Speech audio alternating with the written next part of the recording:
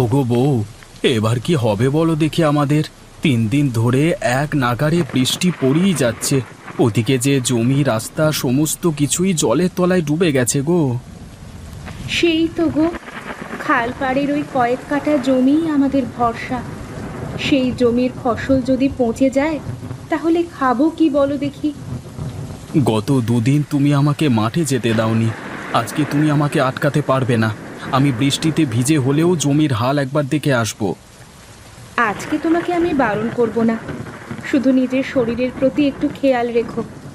এই সময় জ্বর সর্দি বাঁধালে ওষুধ কিনবার টাকা পর্যন্ত আমাদের কাছে নেই। ঠিক আছে গিন্নি, সে দেখা যাবে ক্ষণ। তুমি আমাকে এখন কিছু খেতে দাও দেখি, আমি দুটো খেয়ে জমির হালটা দেখে আসি।